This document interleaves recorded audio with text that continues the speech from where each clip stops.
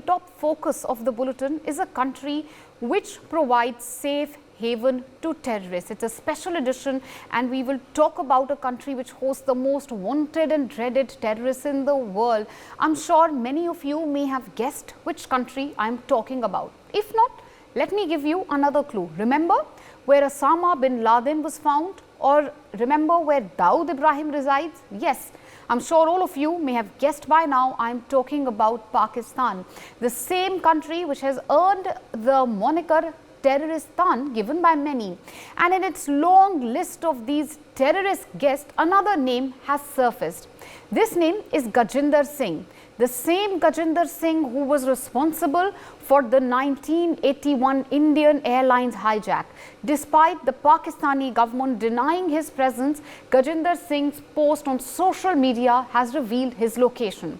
In his own social media post, Gajinder Singh can be clearly seen in front of a Gurudwara, which is the Panj Sahib Gurudwara in Pakistan's Punjab province. Today, decades later, he has been found in Pakistan. It proves something which all of us have known for ages, that Pakistan is a safe haven for terrorists. But how do we bring Gajinder Singh to justice, and how do we ensure that Pakistan pays a heavy price for hosting terrorists like Gajinder Singh? That's going to be the moot point of the discussion. We'll open it up further, but before I bring in and rope in my guests, we'll take a look really at the social media post which has been posted by this terrorist, this hijacker responsible for the 1981 attempted hijack, Gajinder Singh. This social media post proves something which, as I said earlier, all of us have known forever. We all know that Pakistan provides safe haven to terrorists. But if there was anyone who had any iota of doubt,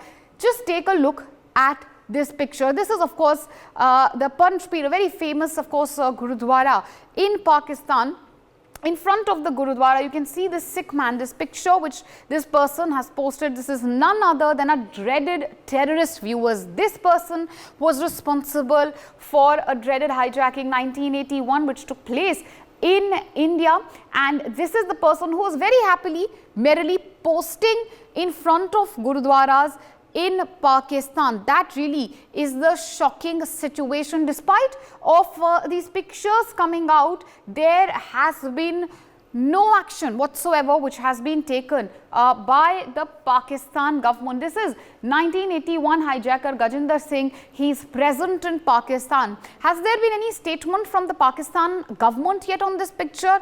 None whatsoever. Silence as always. But what really has been Pakistan's track record? Pakistan has always denied that they have never provided any safe haven to terrorists. If that was the case, how was Osama bin Laden found there? How is Gajinder Singh posting pictures from there? How is Dawood Ibrahim openly sitting, enjoying a lavish life in Pakistan? Why is no action taken on these terrorists? All of that and more, we'll open it up for discussion also on what action can be taken against Pakistan. What can the Indian government do? Who better to answer this than a former diplomat? First of all, opening this discussion with Ambassador Deepak Vora, sir.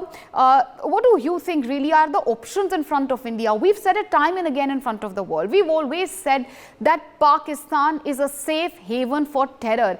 It provides shelter, aids and abets terrorists who in turn foment trouble in India and throughout the world. This picture is a testament to what India has said for years altogether. According to you, what do you think India's options are? What can we do to pressurize Pakistan, of course, to smoke out these terrorists, to ensure that people like Gajinder Singh are brought to justice, sir?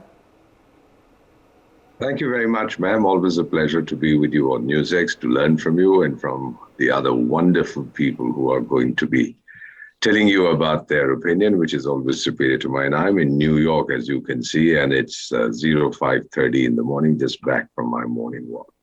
I love the term that you use, dreaded terrorists, because I haven't come across a beloved terrorist so far. Publicity is the oxygen of terrorists, and in this age of instant communication via social media, they often get exposed, even as they use the social media to boast about their exploits or to mobilize their adherents. Since at least the last 17, 18 years, 2005, social media has emerged as a factor in international terrorism. Sometimes it is used as a vital tool for communication, but other times it is used to spread confusion, to promote violent ideologies, etc. So now this fellow, Gajinder Singh, who would have spent several years in the Pakistani jail, that's what the Pakistanis claim. He was sentenced to 14 years soon after the hijacking and then released in 1996. Ma'am, he is a strategic asset as far as most of the world is concerned. Deep state that looks at low-cost options.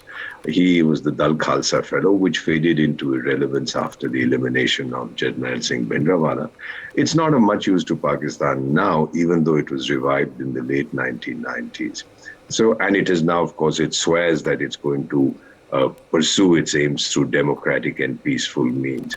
Interpol also has been talking about the use of social media. In fact, they've published a handbook, which I've seen, about how to use various technologies to detect what is called internet chatter and so on. The issue about this particular fellow and what can India do? Now, I'm not even sure why this media post has been allowed to come at this time. Please remember that there is an on-site visit by a Financial Action Task Force team to Pakistan that has just concluded. And it's going to be discussed, its report, at the next meeting in Paris next month, whether to remove Pakistan from the grey list or not. So I'm not quite sure how this fellow managed to post this. Is it deliberate? Is it the deep state? Or, as I believe, is the man an idiot looking for publicity? The last is probably the most important. What can India do? Exactly what we've been doing all these years. Keep raising the issue, keep pressing the point, and ultimately the world is waking up. We are seeing this. Pakistan, of course, will play the victim card. Oh, look at the floods, look at all the trouble that we are having. This is what they did, I'm told by my friends in Interpol. This is what they did with FATF also. And said, hi, hum to mar gaye, ye kya ho sakta hai? How can we do this? Be kind to us, etc. So India would keep up the pressure.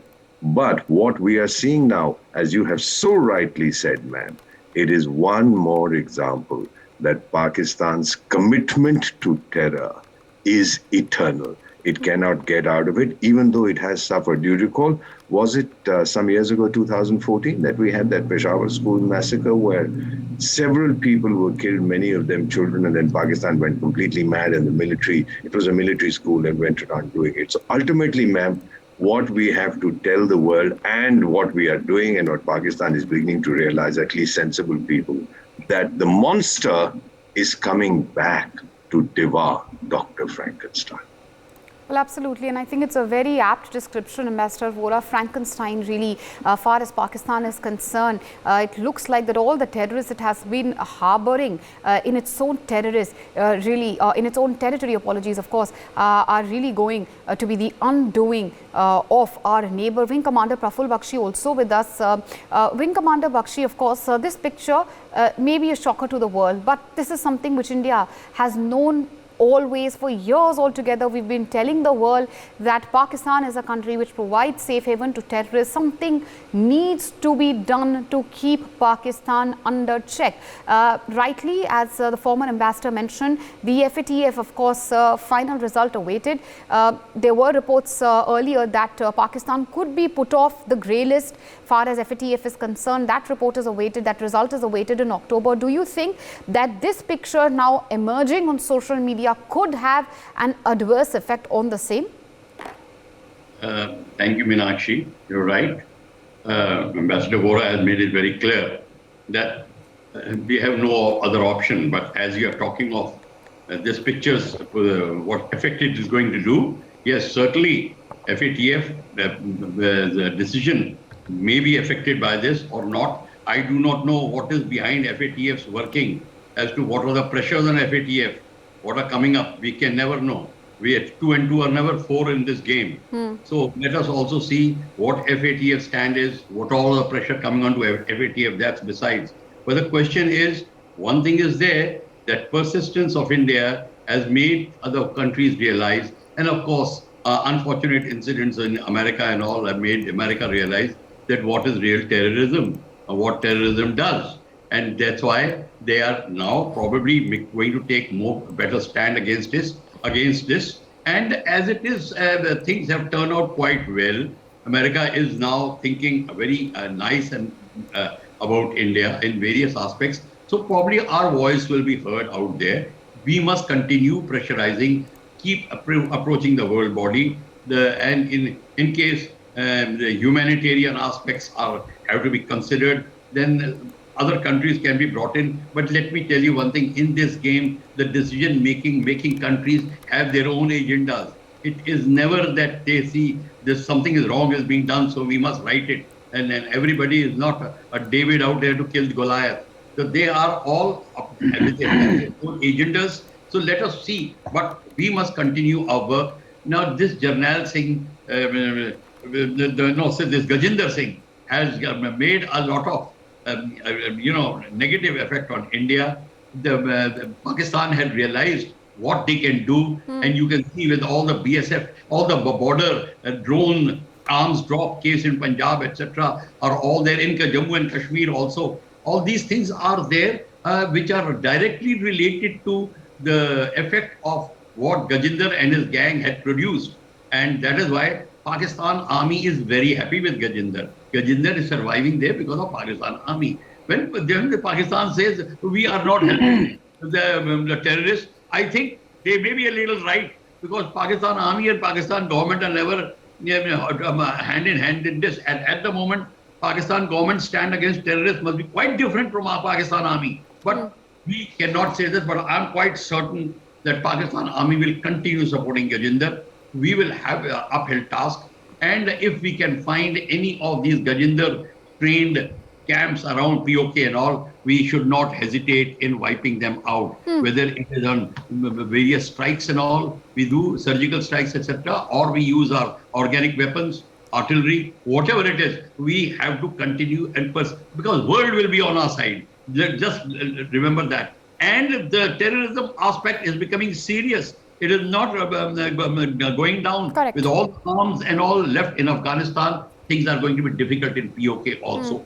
And that's a very, very strong opinion, of course, which you are espousing. Major General Dwivedi, what do you have to say on what you just heard? Far as Wing Commander Bakshi is concerned, he says that if there are terror camps, perhaps in the POK and nearby areas, we must conduct perhaps another surgical strike if needed, and why not so? Do you think perhaps, when we speak of, say, Osama bin Laden, an Abbottabad type operation possible, far as India is concerned, possible to smoke out terrorists like this Khalistani who's openly enjoying his life, living a lavish life in Pakistan, posting pictures on social media? It only shows his audacity and his complete faith in the Pakistan dispensation that nobody is going to touch him, even if he openly discloses his location. Possible for India to conduct a US-style, Abbottabad-style operation and smoke out terrorists like this one?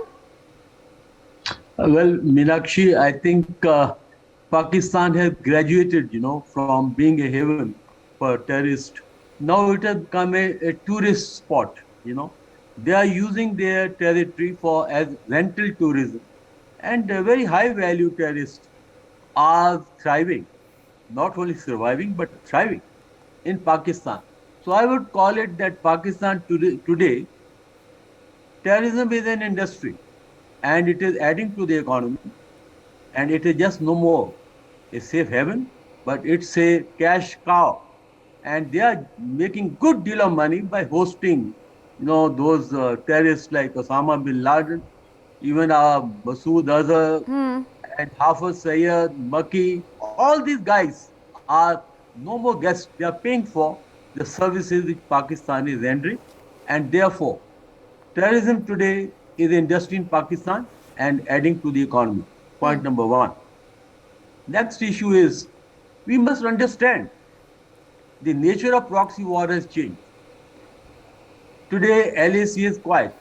Well, that was because Pakistan wanted to show to the world that they have taken enough actions to rein in terrorism, but proxy war still is the main strategy of Pakistan, and terrorists are their strategic assets beside the atomic weapons. Now, I think, let me be very frank, because I have served in all sectors of J&K, starting from Gajinder Poonch to Baramulla sector and right up to Siachen. Our proxy war counter strategy must change. We should no more be fighting the proxy war in our territory. This has to go beyond. And to that extent, I'll add on to what Professor Bakshi has said, that not only the terrorist camp We must take out these assets of Pakistan right inside. If Zawahiri and Osama bin Laden can be taken out, I am sure we have the capability. We need to develop the will, because this game is going on far too often, and we only react when something is happening inside. And let me tell you, the drones and dropping weapons, that is a violation of the LAC and the border. You don't have to do physically. They are doing it through other means. Okay. So I would say that first and foremost, let's be more proactive. Let's sound the world that terrorism is an industry in Pakistan. Yeah. As far as the world is concerned, don't worry. You take action.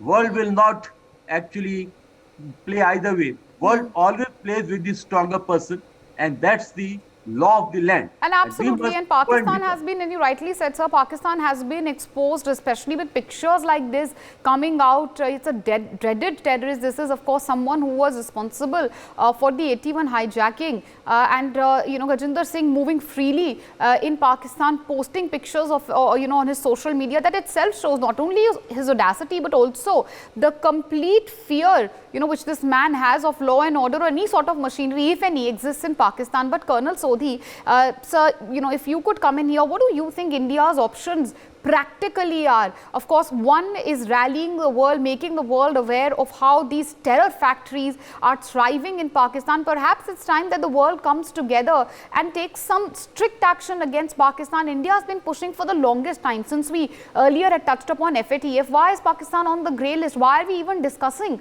removing it from the grey list? If dreaded terrorists, if terrorists who are responsible, for known hijackings, Khalistanis are posing pictures, audaciously like tourists in Pakistan, certainly it's very obvious. It's a testament of how Pakistan, of course, is not only aiding, abetting terrorists, but also is backing whatever little Khalistani elements are remaining in the world to create trouble within our territory. Should the world not come together? Is it not time to blacklist Pakistan, sir?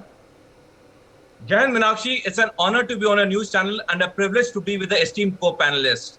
In 1971, when Pakistan suffered a humiliating defeat at hands of India, which led to the creation of Bangladesh, Pakistan realized Pakistan can never defeat India in a conventional war. In 1977, when General Ziaul Haq became the president of Pakistan, he instituted a military doctrine for the Pakistani military, which was called Bleed India with 1,000 Cuts. Till date, this doctrine is taught in Pakistan Military Staff College in Quetta. Under this doctrine, Pakistan wanted to create mayhem in India by means of supporting proxy wars and terrorism. Punjab was its first test case, which it was successful to a great extent. It had militancy in Pakistan till 1995, till India crushed militancy. Now, coming to your question, you're very right. I am of the same opinion that time has come now to have a very strict action against Pakistan. First and foremost, we should end all diplomatic ties. In my opinion, we should not have any relation with Pakistan whatsoever. Secondly, the time has also come now to have open surgical strikes in Pakistan, which General Dwivedi and Wing Commander Praful Bakshi have rightly articulated. We should no longer keep quiet on this. They are creating mayhem on our soil. They are giving safe haven to the terrorists which have waged war against the Union of India. There can be no talks of any peace with them. We should, in right earnest, in open forum, advocate that we will launch surgical strikes, and we should be open about it. We should not feel hesitant or shy. Until and unless we don't have this proactive approach, Pakistan will continue to be a safe haven. And like Ambassador Deepak Vora rightly said, they'll keep on crying in international forums ki hum mar gaye, lut gaye, hame aid do, floods aa gaye. The point is not that. The point is that we as a nation have to now adopt a very strong iron fist towards Pakistan.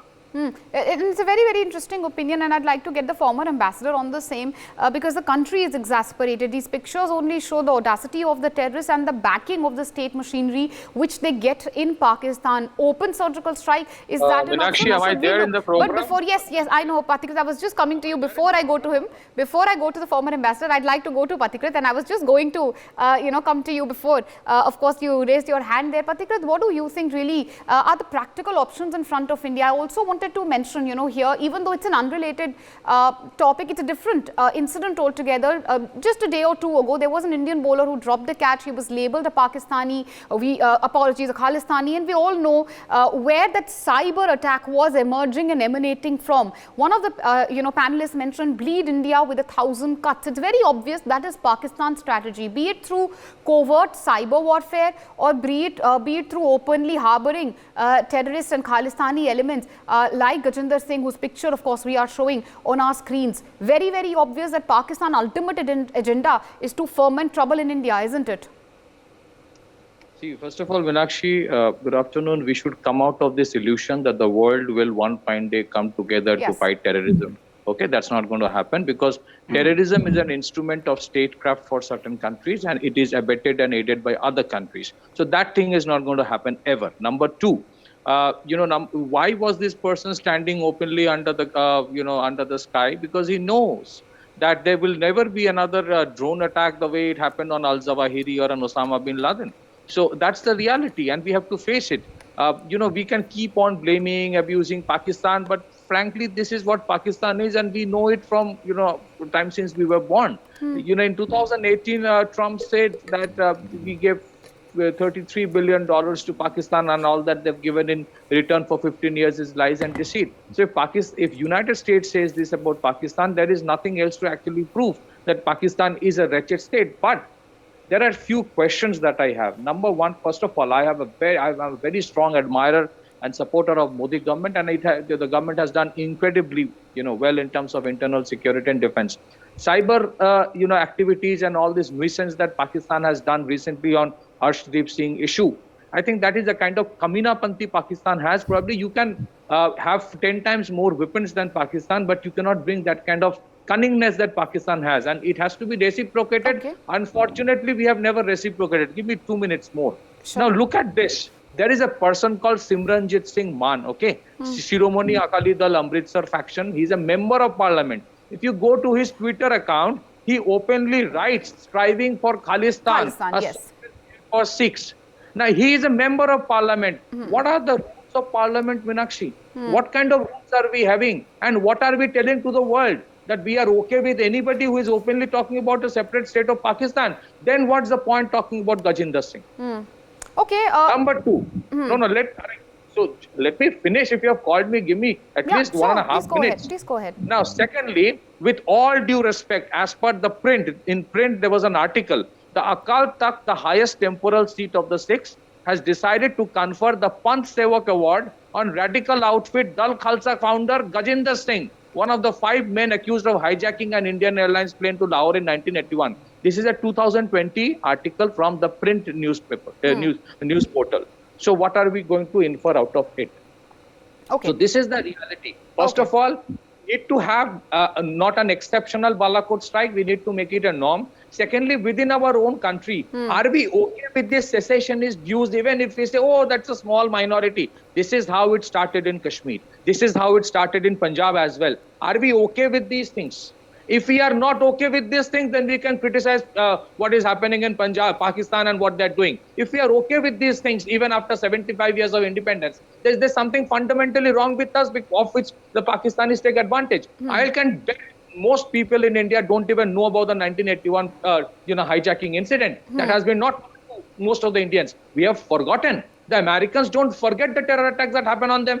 Okay, fair enough. We have forgotten. Fair enough. That's a fair point which you raise. We need to bend our ways first. Okay, you know what? Far as secessionist elements within our country are concerned, yes, they need to be checked, and we need to purge this sort of mentality. But at the same time, while there's no denying that there are certain elements and they need to be kept under check, political parties should not be allowed, of course, to take advantage of the same. But at the same time, right now, the focus, I think, should be on Pakistan. And this person we are talking about is not someone who only harbors such sentiments. This is a known terrorist. He's one of the most wanted terrorists of the world, and that's why, the focus is only and only on Pakistan. Former Ambassador Deepak Vora, sir, if you could come here, you heard all the views. The people are exasperated, people are frustrated. See, I think, to a large extent, I agree with Pathikrit. We can continue these discussions, we can continue criticizing and abusing Pakistan as much as we want. Today, one terrorist is posing openly from the territory of Pakistan. Tomorrow someone else will. Do you think it's a fallacious argument or an overreach when we think that the world will unite and take on terrorism? Or you think that something substantial can be achieved from rallying the world against Pakistan, sir? I heard our young colleague speak with passion about somebody who's a member of parliament. I have a lot of experience in this. Sometimes it's good to involve such people in the national mainstream, because then we know what they're thinking and we're able to keep an eye on them. Okay. You've talked about what do we do? Do you just continue to abuse Pakistan or do we move ahead? 26 years ago, we had submitted a proposal for a comprehensive convention against international terrorism. It continues to be debated there's something you might have heard of. It's based in New York, I'm told. It's called the United Nations, something like that. Now, this comprehensive convention will provide a legal framework which will make it binding on all signatories to deny funds and safe havens to terrorist groups. There's no consensus yet, ma'am. Through discussion, however cynical we are, we've had 3 interesting protocols: International Convention for the Suppression of Terrorist Bombings, 1997, International Convention for the Suppression of the Financing of Terrorism, 1999, and International Convention for the Suppression of Acts of Nuclear Terrorism, 2005.